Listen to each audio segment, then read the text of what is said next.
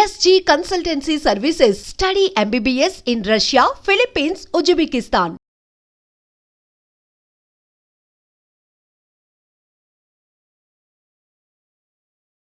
పాటల విషయానికి వస్తే మంగ్లీ గారు పాడారు కదా ఇంతకుముందు రేలా రేలా. ఎలా ఉంటుంది తన వర్క్ ఎక్స్పీరియన్స్? అంటే మీరు తను ఎప్పటి నుంచి పరిచయం అంటే? మంగ్లీ నాకు ఇండిపెండెన్స్ సాంగ్స్ అప్పుడు కరోనా టైం అంతా తను ఆల్మోస్ట్ వరుసగా 5 పాటలు నేను మంగ్లీనే నేనే మ్యూజిక్ చేశాను తనకి. తన ఛానల్లో, నా ఛానల్లో, మైక్ టీవీలో 3 ఛానల్లో కలిపి ఆ టైంలో తనకు వేరే మ్యూజిక్ డైరెక్టర్ లేడు, నాకు వేరే సింగర్ లేదు. సో అంత బాండింగ్ ఉంటే తను స్టూడియోకి వచ్చి నా పాపతో ఆడుకొని మంచిగా ఉండేది. అదృష్టవశాత్తు ఏంటంటే నా జర్నీ తర్వాతే, నాతో పాటల జర్నీ తర్వాతే తన సినిమాలో స్టార్ అయిపోయింది. తనకు టైం వచ్చి ఉంటుంది కానీ దాని బిఫోర్ అంతా నేనే ఆమెకు మ్యూజిక్ డైరెక్టర్ని, నా సినిమాలే. సో ఇప్పటికీ తను ఎక్కడున్నా ఏడున్నా, అది చిన్న సినిమా పెద్ద సినిమా నా పేరు చెప్తే లేకపోతే నేను ఒక మెసేజ్ పెడితే వచ్చి పాడేసిపోతుంది, ట్రాక్ పాడేస్తుంది. అది తను అంతే ప్రేమ చూపిస్తుంది. నాకు కూడా మంగ్లీ అంటే తను సింగర్ అలా కాదు, ఒక మా ఇంట్లో మనిషిలాగే ఉంటుంది నాకు. ఓకే, పిల్లలతో ఆడుకుంటా అంటే మీకు దేవుడు ఇచ్చిన చెల్లెలు నాగదుర్గ. అవును. సో తనతో ఎలా మీ అనుబంధం? అంటే రాఖీ పౌర్ణమి కూడా చూసాను. అవును. ఇప్పుడు ఒక ఆనందకరమైన విషయం ఏంటంటే బ్రదర్, నేను గత 5 సంవత్సరాల నా ప్రయాణంలో నేను ఎవరెవరినైతే 5 సంవత్సరాలే కాదు దాదాపు 15 ఏళ్ళ ప్రయాణంలో కూడా ఈవెన్ ఒక ఇన్స్ట్రుమెంట్ ప్లేయర్స్, మ్యూజిషియన్ నుంచి నేను ఎవరినైతే సెలెక్ట్ చేసుకొని నేను ఎవరినైతే ఆ జర్నీ చేస్తూ ఎవరితోనైతే ఉన్నానో వాళ్ళందరూ టాప్. నేనే ఇంకా అనుకున్నంత అవ్వలేదేమో కానీ వాళ్ళందరూ టాప్లోకి వెళ్ళిపోయారు, ఈవెన్ కనకవతో సహా. అంటే ఒక పండ్లు అమ్ముకునే ఒక ముస్లాం రాత్రే వచ్చి పాట పాడి రాత్రి అంటుంది, అయ్యా ఆ రోజు నువ్వు మైక్ టీవీ నీ దగ్గర పంపించినప్పుడు నువ్వేమో ఈ ముసల్దాన్ని ఎక్కడ పాడిస్తా, నాకు ఓపిక లేదని నువ్వు పంపించేసి ఉంటే బయటికి, నేను నా లైఫ్ జీవితం ఏమయ్యేదో అయ్యా. ఈరోజు ఏదో ఒక మంత్రి ఆమెను క్యాంపెయినింగ్కి పిలుచుకొని 20 రోజులు ప్యాకేజ్ మాట్లాడుకొని పిలిచాడంట. రాత్రి వెళ్తూ నా దగ్గరికి వచ్చి పాడిపోయింది కేసీఆర్ సినిమాలో. అదే అన్నారు మీరు, అవ్వ నువ్వు పాడే పాటనే ఇది, నువ్వు పాడాలని. అట్లాగా ఎవరు అలాగా నాగదుర్గ కూడా నేను నల్గొండకి వెళ్ళినప్పుడు ఒక చిన్న ఇన్స్టిట్యూట్ పెట్టుకొని ఒక 10 మంది పిల్లలతో తను డాన్స్ నేర్పిస్తూ, అన్న నేను ఇన్స్టిట్యూట్ పెట్టాను, నా ఇన్స్టిట్యూట్కి వచ్చి చూద్రాను. తను చిన్నగా 3 ఏళ్ళు 4 ఏళ్ళ పాప ఉన్నప్పుడే మా ఊర్లో మేము చిన్న చిన్న ప్రోగ్రాంలు కార్యక్రమాలు చేస్తే తను అందులో డ్యాన్స్ చేయడం, అట్లా తను అప్పుడే సెలబ్రిటీ మా ఊరికి. సో అట్టా మాతో పాటు జర్నీ చేస్తూనే ఉండేది. ఒకరోజు ఎందుకు నేను నల్గొండకి వెళ్ళినప్పుడు, అన్న నేను ఇన్స్టిట్యూట్ పెట్టాను చూద్దాం. మధ్యలో 5-6 ఏళ్ళ గ్యాప్ వచ్చింది. నేను నా ప్రయాణంలో నేను ఒక చోడుదుడుకులు ఉండే అప్పుడు.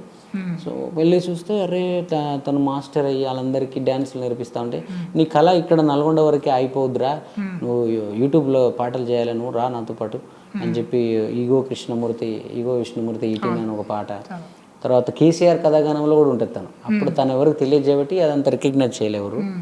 అలా బండెక్కి రావే అని మా తమ్ముడిని ఆమెను పెట్టి కరోనా టైంలో ఒకటి చేసినాం. ఇలా సడన్గా సై టీవీలో ఒక పాట బ్లాక్ బస్టర్ అయింది, ఆమె స్టార్ అయిపోయింది.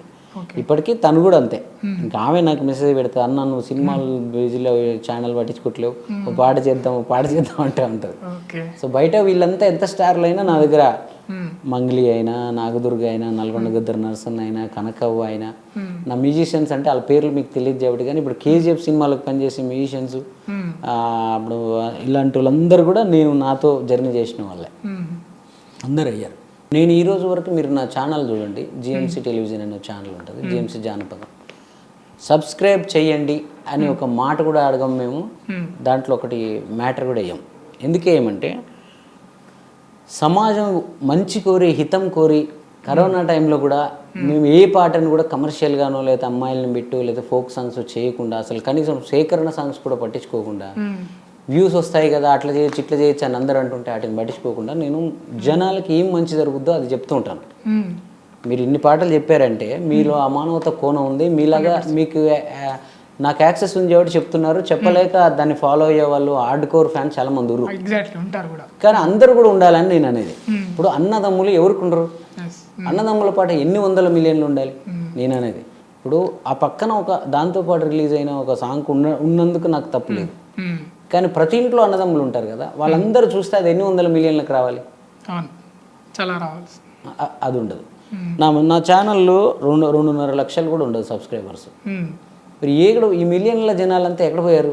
అదే కదా. వేరే వాళ్ళకి మిలియన్లు ఉండే ఆడియన్స్ అంతా ఇది ఇక్కడ ఎందుకు ఉండరు అంటే మీకు మంచి విషయాలు చెప్పేవాడు వద్దా? అంటే నాకేం కర్మ పట్టింది మరి? నేను మాస్ కమర్షియల్ పాటలు చేసుకుని సినిమాల్లో చేసుకుంటే బోల్డ్ డబ్బులు సంపాదించుకుంటాను.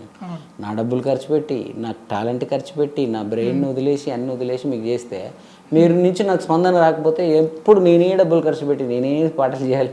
నా క్రియేటివిటీ చేస్తాను కానీ దానికి ఎవ్వరు కూడా మనం సామాజిక హితంతో పాట చేస్తున్నాం కదా, సరే మన ఈయన కాడ ఎందుకులే డబ్బులు ఎక్కువగా తీసుకోవడం, ఎంత ఇస్తంతో తీసుకుందాం అనుకోడు. కెమెరామెన్ వస్తాడు, వాడు కమర్షియల్, ఇంకోడు వస్తాడు, అరే ఇదేదో సొసైటీ కోసం చేస్తున్నాం కదా దీనికి కూడా ఎందుకు అని అంటే ఎంతో కొంత ఇస్తామంటే కుదరదు. ఇంతే ఆయన డబ్బులు వేయడని బయటికి వెళ్ళి చెప్తారు. ఎందుకు వచ్చిందని చెప్పి ఇంకా మనం బాగా డబ్బు సంపాదించి బాగా మళ్ళీ వెల్ సెటిల్ అయ్యి పిల్లలందరూ సెట్ చేసిన తర్వాత చూద్దాం. చేయాల్సిందంతా చేసాము.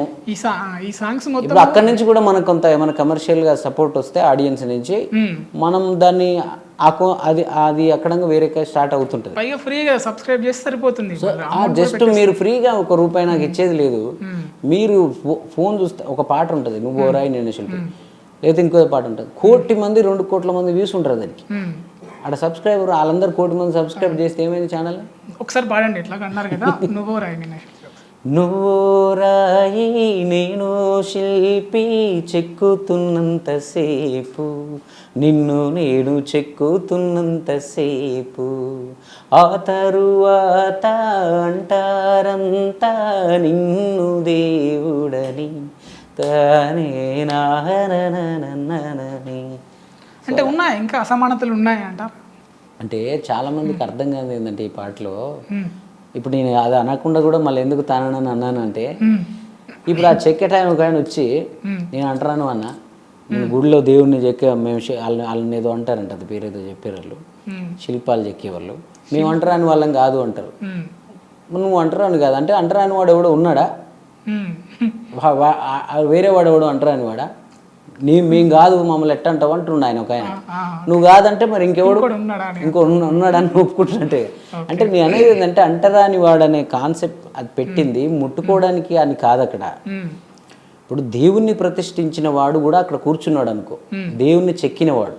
ఎగ్జాంపుల్ నువ్వు ఉన్నావు, భగవంతుని చెక్కావు, ఒక వెంకటేశ్వర స్వామినో సాయిబాబానో లేకపోతే ఇంకెవరు దేవుణ్ణి చెక్కావు, నువ్వు అక్కడే కూర్చున్నావు మామూలుగా నార్మల్ మనిషిలాగా. ఏది నువ్వు చెక్కిన దేవుడి గుడి ముందే నువ్వు అక్కడ కూర్చున్నావు నార్మల్గా. నువ్వు నువ్వు ఊరికే రాళ్ళు తెచ్చి అవి తెచ్చి ఇది తెచ్చి నువ్వు బీడి తాగుతావు, సిగరెట్ తాగుతావు, లేకపోతే ఏం చేస్తావు, ఎట్లాగో పిచ్చిగా ఉండి నువ్వు ఒక బొమ్మను చెక్కుంటావు. ఒక నెల రోజులో 2 నెలలో చెక్కుతావు, నీ ఇష్టానికి నువ్వు ఉంటావు. ఒకరోజు స్నానం కూడా చేయవు నువ్వు ఆ రాయిని చెక్కుతా ఉన్న క్రమంలో. సో నువ్వు అంతా రెడీ చేసి బొమ్మను చేసి అక్కడ పెట్టావు. ఆ బొమ్మకి వాల్యూ ఇస్తారా, అక్కడ కూర్చున్న నీకు వాల్యూ ఇస్తారా? బొమ్మకే ఇస్తారు. ఇప్పుడు నేను అన్నది కులమో లేకపోతే అంటరాంతనమో ఇది కాదు నేను అన్నది. నీకున్న విలువ నాకు లేదు. నీకు అర్థమవుతుంది దాన్ని ఆ పదం అలా పడి ఉండొచ్చు. అరే మేము అంటరాని వాళ్ళు మనం ఎవడు పోయి అంటరానివాడు మరి నువ్వు కానప్పుడు వాడు ఉన్నాడా ఈ భూమి మీద అంటరానివాడు ఉన్నాడా మరి చెప్పు, ఎవడు అంటరాని కూడా చెప్పు మరి. అంటే వాడు ఉన్నాడా? ఎవడు లేడన్న అసమానతలు లేవు, ఏది లేవు కదా, అప్పుడు ఎవడు లేనన్నట్టే కాదు. అంటరాని అనే ఫీలింగ్ అనేది ఏంటంటే ఒక భక్తితో దేవుని గుడికి వచ్చిన ఒక మనిషి వాడు ఏది ముట్టుకోకుండా పక్కన ఉన్న మనుషులను కూడా ముట్టుకోకుండా వాడు చాలా నిష్ఠతోని వెళ్ళి దేవునికి ఏదో చేసుకుంటాడు. ఆ పక్కన నువ్వు కూర్చున్న ఆ దేవుణ్ణే చెక్కిన మనిషి ఉన్నా కూడా ఆయన ముట్టుకోడు. వాడు కులం గురించి కాదు ముట్టుకుందాడు, ఒక మనిషిని ముట్టుకోడు, వాడికి రాయే ముఖ్యం ఆ క్షణానికి. సో ఆ చెక్కిన వాడు ఎదురుగా ఉంటే వాడిని పట్టించుకోరు. ఎగ్జాంపుల్ నేనే ఉన్నాను అనుకోను బ్రదర్, నా కళ్ళ ముందే నేను నీకు ఒక మంచి ఇన్సిడెంట్ చెప్తా. నేను ఒకసారి కారులో పోతున్నాను, రోడ్డు మీద కారులో పోతున్నాను. ఎవడో హెడ్ ఫోన్స్ పెట్టుకొని చాలా తన్మయత్వంతో నడుచుకుంటూ పోతున్నాడు. వాడిదే తప్పు, నాదేం తప్పు లేదు. నా కారు ఆరం కొట్టినా కూడా అడిగలేదు. సడన్గా ఇట్లా దాకా ఏం రాబాయ్ కళ్ళాడ పెట్టుకున్నావు కారు నడుపుతున్నావు అని చెప్పి ఇటు చూశాడు. వాడు హెడ్ ఫోన్ నుంచి నాకు వినపడుతుంది పాట. ఏ పాట? అది నా పాట వినపడుతుంది. ఎడాదిన్నావో నువ్వు ఎడావన్నావో నువ్వు ఎన్నాడొస్తావో నా డ్రైవరు మల్లయ్య అనే పాట వస్తుంది. ఆ పాట చేసినోని నేను.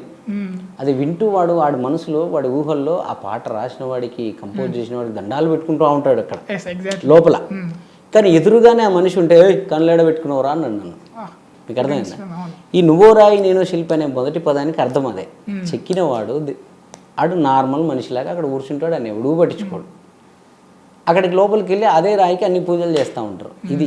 ఇది అర్థం కాక ఈ మేధావులు ఎవడిష్టానికి వాడు ఊహించుకుంటాడు, ఎవడిష్టానికి వాడు మాట్లాడతాడు. ఇక వాళ్ళందరికీ సమాధానాలు చెప్పే సమయం కూడా మనకు లేదు కాబట్టి మన పని మనం చేసుకుంటాం.